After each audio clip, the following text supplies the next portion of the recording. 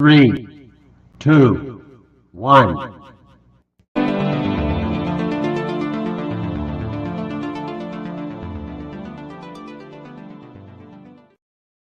Hello, and welcome to another episode of the Fantasy Football Happy Hour podcast.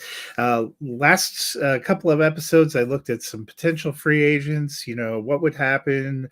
Would it be much action? Boy, did we get a lot of action. So today, going to go over some of the biggest deals and some of the bigger fantasy impact. Going to go position by position. A couple of the biggest tight end signings. We talked about Hunter Henry and Dalton Schultz last week. Been a few interesting moves, not a lot in that area. So going to concentrate on quarterbacks, running backs, and wide receivers. And starting at quarterback, probably the biggest move, Kirk Cousins officially going to the Atlanta Falcons, a 4-year deal. I like it for Cousins. I think he's still a high-end quarterback too. He has some quarterback one upside, especially with those weapons. Really like it for Drake London, Kyle Pitts. They should be shooting up your dynasty rankings and especially your redraft rankings. That team actually went out and got Darnell Mooney in free agency. I think he can have some fantasy value. I like it for Bijan Robinson. Probably the only Atlanta player whose fantasy value on a week-to-week basis takes a little bit of a hit is Tyler Algier. I think with a different scheme and with how good Bijan Robinson is, Algier will slide into more of a complementary role, which is what we thought might happen last year. But, you can never count anything out with Arthur Smith. A couple other quarterback signings. Baker Mayfield goes back to the Tampa Bay Buccaneers on a 3-year deal. I do like that for Baker and for Tampa Bay. Gives him a little bit of security. We've also seen him be pretty good in that system. They went and brought back Mike Evans, so he's got kind of the band back together. Let's talk about the Pittsburgh Steelers for a minute. They signed Russell Wilson to a 1-year deal, veteran minimum. Obviously, the Broncos on the hook for $38 million, so money wasn't really an object. Gives them kind of an interesting veteran presence. Can Russell Wilson reboot himself? Can he look more like he did when he was a player in Seattle? He actually had some decent numbers with Denver, and I will tell you, I don't think he was the problem with the Broncos, but Steelers really remaking that room. Mitch Trubisky went back to Buffalo as a backup quarterback. Mason Rudolph signing a 1-year deal with the Tennessee Titans, who are very active in free agency. He will be a backup there. They traded Kenny Pickett, who seemed to buck at the Russell Wilson signing, to the Philadelphia Eagles, where he'll now be a backup quarterback. That class of 22 quarterbacks, no one other than Brock Purdy looks like they're going to be a starter. Desmond Ridder was traded from Atlanta after they signed Kirk Cousins, will now be a backup to Kyler Murray in Arizona. Sam Howell was traded from the Washington Commanders, who signed Marcus Mariota to be kind of a veteran bridge and will likely take a quarterback at number 2. He was traded to Seattle, where he looks like he'll be a developmental player and backup to Geno Smith. So you're seeing all those young guys kind of go behind established quarterbacks. Howell probably has the best shot at a near path to starting, because Geno, 1 year left on his deal, new coaching staff. How long will they want to stay there? But then the Pittsburgh Steelers yesterday trade for Justin Fields for a conditional 6th-round pick. So now Fields sitting there with Russell Wilson. The Steelers came out and said Wilson is the starter. Some rumors that they want to sign him to a long-term deal as soon as the season ends, that they were just waiting because Denver was on the hook and it saved the money this year. Justin Fields, big decision looming on him. He's going into year 4. If they want to pick up that 5th-year option, they have to decide by May 2nd. They won't have had very much time to see him. So a lot of pieces moving. But now looking at it, out of that quarterback class of 22 and 21, the only 2 that are definitive starters, Trevor Lawrence, still a starter in Jacksonville, now actually has Mac Jones, one of his draft classmates, behind him at quarterback. And as I mentioned, Brock Purdy in San Francisco. The rest of them all, maybe backups, maybe not. We don't even really know if Trey Lance is a 2 or a 3, or if he'll stay on the Dallas roster. No one can be quite sure what's going to happen with Zach Wilson. So as we go into this new draft, we're talking about 4, 5, 6 guys might be franchise quarterbacks. A word of caution: we have seen out of some of these draft classes, things do not pan out the way you are expecting. A couple other interesting quarterback signings. Gardner Minshew goes to the Raiders on a 2-year, $25 million deal. They still have Aiden O'Connell. Wouldn't completely rule them out of taking a quarterback in the draft, but kind of makes you wonder exactly what they're looking to do. Sam Darnold signs a 1-year, $10 million deal with the Vikings. Definitely veteran bridge there. The Vikings also went out and acquired the number 23 overall pick from the Houston Texans. That gives them 11 and 23. Conventional wisdom is that they are going to try to move up into the top 6 to take one of the top 4 quarterbacks. You would figure with Fields moving, Caleb Williams a lock at number 1 to Chicago, Daniels and May probably 2 and 3. Hard to imagine the Commanders or the Patriots are going to move out of those spots, probably looking at quarterbacks. The Commanders have Marcus Mariota, but that's a 1-year deal for a veteran bridge. The Patriots signed Jacoby Brissett, kind of a 1-year veteran bridge deal. They still have Bailey Zappi, but you would figure they are still in the market to get a quarterback. So, could see 4 guys, including J.J. McCarthy, go up early because Minnesota is going to go up to try to do something. They do still have Jaron Hall and Nick Mullins on the roster, but I would think they're looking for a quarterback of the future, trying to pivot now that Kirk Cousins is gone.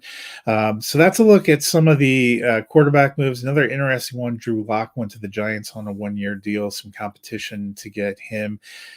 Giants, another team that could be a player in the quarterback market. The team that's really sitting out there that doesn't have a great draft position and also has a kind of glaring hole at quarterback is the Denver Broncos.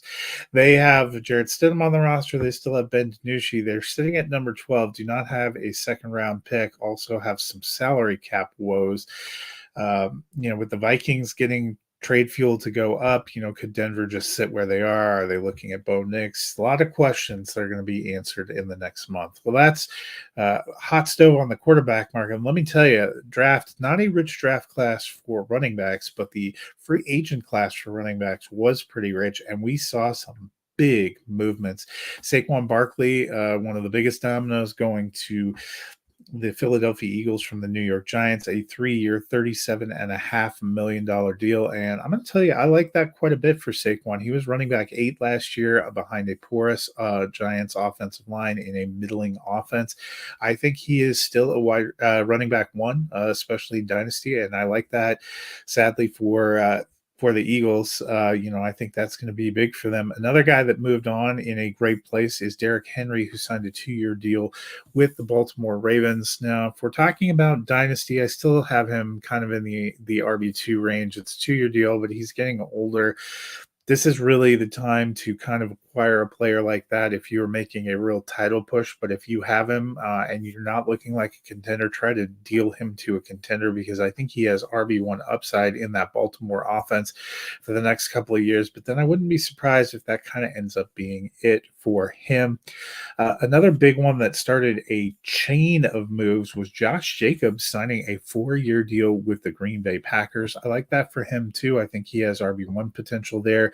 I think he is going to get a bulk of the work. They released Aaron Jones in a subsequent move. He signed a 1-year deal with the Vikings.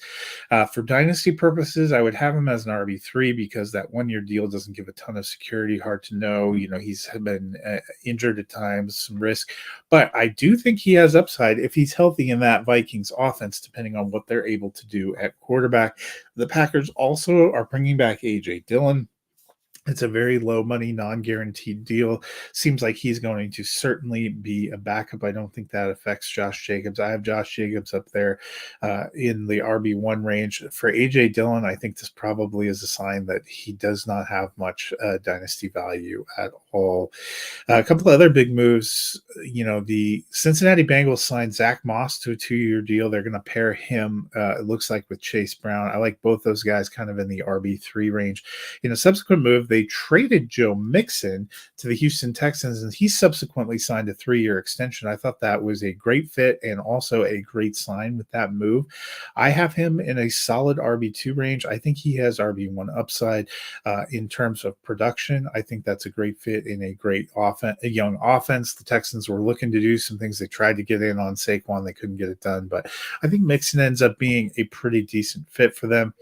Tony Pollard signed a 3-year, $24 million deal with the Titans. The Titans were one of the most busy teams so far in free agency, building that Brian Callahan system. Pollard will pair with Tyjae Spears. I like Pollard to be in the RB2 range. Spears, I think, is still going to get some run. I have him up in the RB3 range. They also made a huge splash at wide receiver, acquiring Calvin Ridley on a 4-year, $92 million deal. So now this offense, they're building around Levis, and I think they are building around Levis for now. They did sign, as I mentioned, Mason Rudolph. They also still have Malik Willis. I think Willis a distant third there. But Levis now has DeAndre Hopkins and Calvin Ridley on the outside, Chigakonkwo at tight end, and has a mixture of Pollard and Spears in the backfield. I think this could be a more fun offense to watch, a more productive offense. I'm pumping the brakes a little bit on having a big dynasty swing for those wide receivers. I have Hopkins due to his age and this level of competition in a wide receiver 4 range for dynasty could be higher than that during the season. And I still have Ridley in the wide receiver 3 range in dynasty. I want to see that they can have a high octane pass offense. I'm not entirely sure they're going to be able to support having all these weapons go off at all the time, but I think this is a great kind of NFL move for Will Levis and for the Titans. Should be an interesting one to watch. Going back to running backs, DeAndre Swift, a 3-year, $24.5 million deal with the Bears. The Bears still have Roshan Johnson, Khalil Herbert. Herbert's going into a contract year, was a 6th-round pick. We've seen flashes, but never enough consistency. To me, this is mostly a killer to his dynasty value. I've dropped him down quite a bit. I think Roshan Johnson could be more involved as a second-year back, but DeAndre Swift is the most talented, I would believe, running back on that team and has the best deal. I think he ends up in the running back 2 range. Devin Singletary went to the Giants on a 3-year, $19.5 million deal. We've seen Singletary be decently successful with Coach Brian Daboll when he was in Buffalo. He is not Saquon Barkley, and they still have a lot of questions on that offense, but I like him in a solid RB3 range. Couple of other deals. Gus Edwards, a 2-year deal with the Chargers. Chargers kind of remaking that running back room. I think he has RB2 upside if they kind of get that ground and pound thing going, but he's definitely an RB3 for me down in the dynasty rankings. Austin Eckler, who was with the Chargers, does a 2-year, $11 million deal to the Commanders. They still have Brian Robinson. I think those guys split. I would assume that Eckler would be more of the receiving back. A lot of mock drafts and a lot of trending have them leaning toward Jaden Daniels, who may be a more running quarterback too, which is not always great for running backs. To me, Austin Eckler slides into the RB3 range. I think the same thing for Brian Robinson. I think they cannibalize each other a little bit, just like Robinson had with Antonio Gibson. And speaking of Gibson, he signs a 3-year, $17.25 million deal to go over to the Patriots. Look, I think Ramondre Stevenson is still the number 1 back, but I'm sliding him down into a mid to lower RB2 range. I think they're still going to use him as a runner, but Gibson, you don't get that kind of a deal if they're not planning to mix him into the passing game. And I still think the Patriots offense is, if we're being kind, a work in progress. But as you can see, there was just a ton of movement in the running back range. I briefly touched on Calvin Ridley. He was probably the most marquee of the wide receiver free agents, kind of a good deal for him monetarily. I don't think it's too bad of a fit.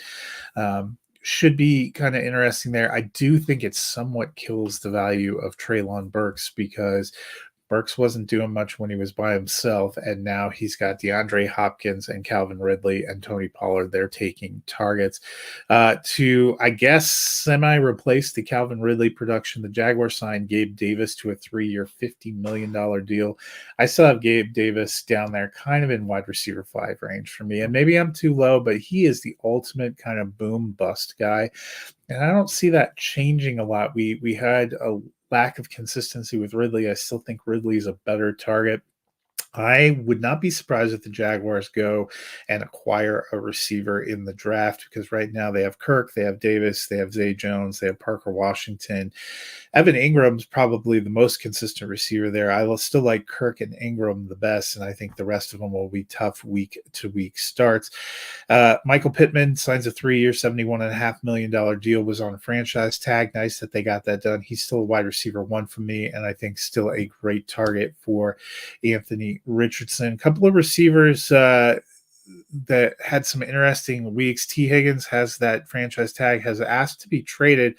No movement so far. Kind of interesting to see how that will shake out, what all will come of that. We don't know yet. But Deontay Johnson was traded from the Pittsburgh Steelers to the Carolina Panthers. So Pittsburgh went and acquired 2 quarterbacks, and they have so far given them. They have George Pickens. They have Pat Fryermuth. They still have Calvin Austin. They signed Van Jefferson. Not a lot there. I'm thinking Pittsburgh's still got a move or a checker piece left to play there, though they probably with Arthur Smith will be a run-heavy team with Najee Harris and Jalen Warren. But for the Panthers, getting Deontay Johnson, I like that a lot. You forget Adam Thielen was wide receiver 10 the first part of the season with the volume that he was getting despite his, age and some of the fall off in his personal play. Deontay Johnson, a much more peak and prime receiver. We saw Dave Canales do some great things with the Tampa Bay offense last year. I think this is good news for Bryce Young. They're giving him weapons. They're making some moves to try to strengthen the offensive line. I still like Chuba Hubbard, Miles Sanders as a decent running back combination. They still have Thielen, and they have the young guy, Jonathan Mingo, there. But I think Deontay Johnson could go back to wide receiver 2. Upside, I think he will certainly get some volume there. Should be a good thing for him.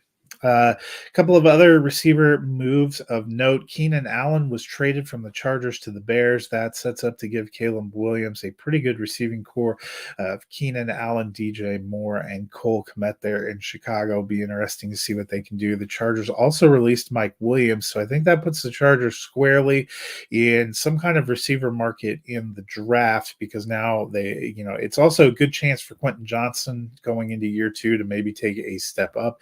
He and Josh Palmer are probably the top of the receiving depth chart there.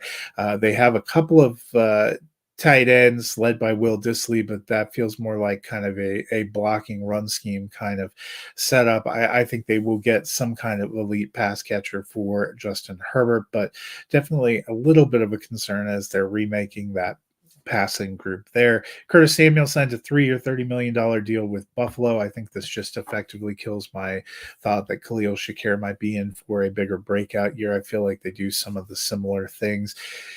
Doesn't feel like a true number 1. I don't know that Buffalo's totally done. It is a wide receiver rich draft. Maybe they bring in another player. Stephon Diggs is there.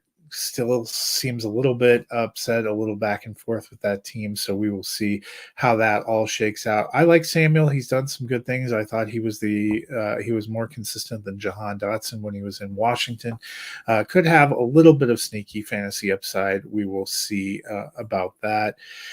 And then the last kind of newsworthy move of note that I will touch on, Marquise Brown signing a 1-year deal with the Kansas City Chiefs. Probably best case location for Marquise Brown. It feels like he's going to be kind of more of their deep threat. I don't worry about what this does to Rashee Rice. I still think he's locked in as probably their best receiver. It's a 1-year deal. Will he have a bigger slice of the pie than Marquez Valdez-Scantling, who they released? That's hard to tell. And I also don't think it rules out the Chiefs from taking a wide receiver again in the NFL draft. Travis Kelce is still there. They also made an interesting signing, grabbing Irv Smith Jr. On a 1-year deal at tight end. So they've built in a few pieces around there. I'm still betting on Kelce. I still like Rashee Rice. Color me intrigued with Marquise Brown. The real thing is, for all the people that think it's wheels up now that he's with the Chiefs, if I find somebody that thinks he's going to be a wide receiver 2 or could have his wide receiver 1 season, I'm moving him for maximum value. Because again, a 1-year deal, not a ton of security either. Something to watch for in Dynasty. Well, that'll do it for me this week. I will be back in a couple of weeks looking at any other moves that have come up and getting ready for the draft. The season coming hot and heavy, a lot going on this year. So I hope you have a wonderful week and stay tuned. If you want a little bit more of me and want a little bit of movies tonight, Eric and I will be looking at the movie Damsel and doing a celebration of the Boondock Saints since it is St. Patrick's Day. But until then, you guys have a wonderful week. I'll see you.